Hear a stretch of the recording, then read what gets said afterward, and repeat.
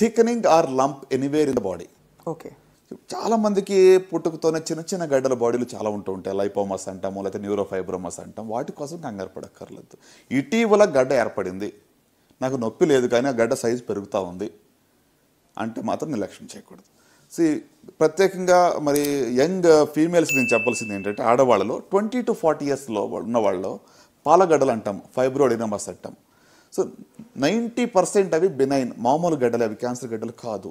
So నాకు రొమ్ములో కనుతుంది కాబట్టి ఏదో క్యాన్సరా అని కూడా ఊరుకునే కంగారు పడద్దు, రైట్? బట్ మీకున్న కణితి బినైనా లేక మ్యాలిగ్నెంట్ అని తెలుసుకోవడానికి మాత్రం ఒకసారి డాక్టర్ని సంప్రదించండి. సో ఇటీవల కణితి రొమ్ములో కానీ శరీరం ఏ భాగంలో అయినా కూడా కొత్తగా కణితి ఏర్పడి అది సైజు పెరుగుతూ ఉంది, నొప్పి లేకుండా ఉన్నా పర్వాలేదు, దాన్ని మాత్రం నిర్లక్ష్యం చేయకూడదు. So that is thickening or lump anywhere in the body. And మనకేమన్నా బ్లడ్ వర్క్లో కానీ లేకపోతే మామూలుగా ఏమన్నా మార్కర్స్ ఉంటాయా సార్? ఫర్ ఎగ్జాంపుల్ ఈ పర్టికులర్ యాంటీబాడీస్ వాట్ ఎవర్ ఇది బాగా పెరిగాయి, లేదు వాళ్ళకి వెయిట్ లాస్ అయింది అని చెప్పే కొట్టొచ్చే లక్షణాలు ఏంటి sir, which is common to most cancers? అంటే లక్షణాలు వేరు, బ్లడ్ వర్క్ ఇస్ డిఫరెంట్ అలా చెప్పాలంటే. సో బ్లడ్లో ట్యూమర్ మార్కర్స్ అనుకొని ఉంటాయి. ఇప్పుడు ఓవేరియన్ క్యాన్సర్ సంబంధించి CA-125 అనేది ట్యూమర్ మార్కర్ ఎలివేట్ అవుతుంది. అంటే CA-125 ఎలివేట్ అయినంత మాత్రాన క్యాన్సర్ కంగారు పడక్కర్లా. సుమారు 50 వేరే జబ్బుల్లో కూడా అది ఎలివేట్ అవ్వచ్చు. ట్యూబర్కులోసిస్లో కావచ్చు, ఎండోమెట్రియోసిస్లో కావచ్చు, పెల్విక్ ఇన్ఫ్లమేటరీ డిసీజ్లో కావచ్చు. ఇట్లా అంటే ఒక రిపోర్ట్ చూసి ఇది క్యాన్సర్ మార్కర్ కాబట్టి నాకు వచ్చిందేమని కూడా కంగారు పడక్కర్లేదు, రైట్?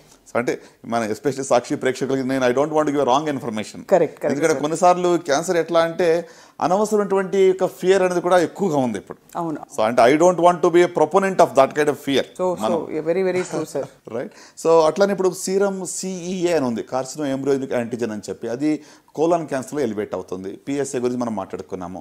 అట్లానే ఇప్పుడు CA-99 అని చెప్పి ఒక tumour marker for liver cancer కానివ్వండి, గాల్ బ్లాడర్ క్యాన్సర్ కానీ ఉంటుంది. కానీ ఇవన్నీ స్పెసిఫిక్ టెస్ట్, అంటే డాక్టర్ పర్యవేక్షణలో చెప్తేనే చేసే టెస్ట్ కదా సార్? కరెక్ట్.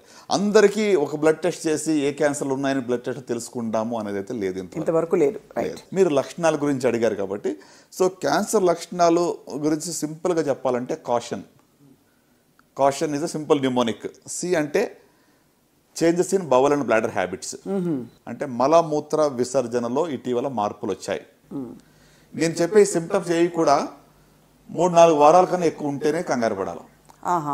ఒకసారి విరోచనలో ఇవ్వగానే నాకు ఏదో క్యాన్సర్ ఉందేమో, లూజ్ మోషన్స్ అని అనుకోవద్దు.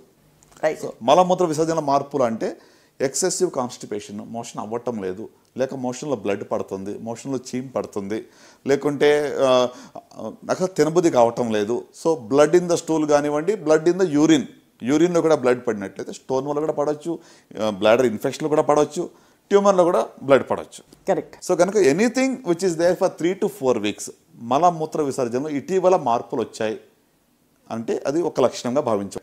తర్వాత U అంటే అన్యూజువల్ బ్లడ్ డిశ్చార్జ్, బ్లడ్ కానివ్వండి, వైట్ డిశ్చార్జ్ కానివ్వండి, లేకుంటే రక్తస్రావం కానీ ఎక్కువగా విన్నట్లయితే అది క్యాన్సర్ యొక్క సిమ్టమ్. అంటే వెజనల్ బ్లీడింగ్ కావచ్చు, అతను బ్లీడింగ్ పర్ రెక్టమ్ కావచ్చు, అన్యూజువల్గా వైట్ డిశ్చార్జ్ కానీ లేకుంటే రక్తస్రావం ఎక్కువగా అవుతున్నట్లయితే అది క్యాన్సర్ యొక్క లక్షణం. సో ఇక్కడ సార్ మెన్స్ట్రుయేషన్లో అన్యూజువల్ బ్లీడింగ్ అయ్యి మెనోపాజ్ తర్వాత తగ్గిపోయిందంటే అది PCOD తప్ప ఇంకోటి కాదు కదా సార్? డెఫినెట్లీ. ఇంకొకటి మీరు అడిగారు కదా, పోస్ట్ మెనోపాజల్ బ్లీడింగ్ అని వస్తే గిన never to neglect. So post menopausal బ్లీడింగ్లో యూటరిన్ క్యాన్సర్ ఉందా లేదా అని తెలుసుకోవడం చాలా ప్రాముఖ్యం. నెంబర్ 1 ఇంటెన్షన్ మాకు అదై ఉంటుంది. పోస్ట్ మెనోపాజల్ బ్లీడింగ్ అనేది అసలు డాక్టర్ నిర్లక్ష్యం చేయకూడదు, పేషెంట్ నిర్లక్ష్యం చేయకూడదు. రైట్. సో కనుక వైట్ డిశ్చార్జ్ కూడా ఎక్సెసివ్గా అయితే కూడా నిర్లక్ష్యం చేయకూడదు. So unusual discharge are bleeding is the third category of symptoms. Right. So next ఇప్పుడు మనకి CIU అయిపోయింది. T అంటే thickening or lump anywhere in the body. Okay. చాలా మందికి పుట్టుకతోనే చిన్న చిన్న గడ్డల బాడీలు చాలా ఉంటూ ఉంటాయి. లైపోమస్ అంటాము, లేకపోతే న్యూరోఫైబ్రోమస్ అంటాం. వాటి కోసం కంగారు పడక్కర్లేదు. ఇటీవల గడ్డ ఏర్పడింది, నాకు నొప్పి లేదు కానీ ఆ గడ్డ సైజు పెరుగుతూ ఉంది అంటే మాత్రం నిర్లక్ష్యం చేయకూడదు. నెక్స్ట్ ఐ అంటే indigestion or difficulty in swallowing, అంటే అజీర్తి అవుతా ఉంది, మృంగలేకపోతున్నాము, నీళ్లు లేకపోతే గుట్టక వెళ్ళటం లేదు. అంటే లిక్విడ్స్, ద్రవ పదార్థాలు ఈజీగా తీసుకోగలుగుతున్నాం కానీ చపాతీలు కానీ లేకుంటే హార్డ్ ఫుడ్ నేను తీసుకోలేకపోతున్నాను, మింగలేకపోతున్నాను అంటే దట్ ఈస్ ఒక లక్షణంగా మనం భావించవచ్చు. ఫుడ్ పైప్ క్యాన్సర్కి లక్షణం అయి ఉండొచ్చు. సో ఆ గుట్టక వేయాలని నీళ్లు లేకుండా లోపలికి వెళ్ళట్లేదు, నేరోయింగ్ అయిపోయింది, ఈజీగా వెళ్ళటం లేదు. సో అది ఒకటి. Indigestion or difficulty in swallowing, మింగడానికి ఇబ్బందిగా ఉంటాం. ఓ అంటే obvious change in the birth mole, పుట్టుమచ్చలు చాలా మందికి ఉంటాయి.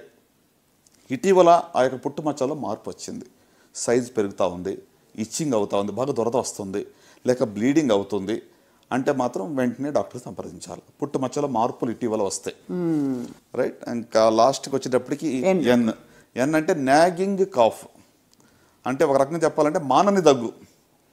3-4 వీక్స్ అయింది ఈ మధ్యన కోవిడ్ వేవ్ 2 అయిన తర్వాత, ఇక రకరకాల వేరియంట్స్లో దగ్గు 1 మంత్ కూడా సర్వసాధారణంగా వస్తూ ఉంది. Right sir. But otherwise more than 6 weeks మానని దగ్గు ఉన్నట్లయితే, మీ గొంతుకు బొగ్గులు పోయినట్లయితే తప్పకుండా డాక్టర్ సంప్రదించాలి. దట్ ఇస్ సంథింగ్ దట్, అంటే దాన్ని మనం ఇగ్నోర్ చేయవద్దు. ఓకే, ఇది కాషన్.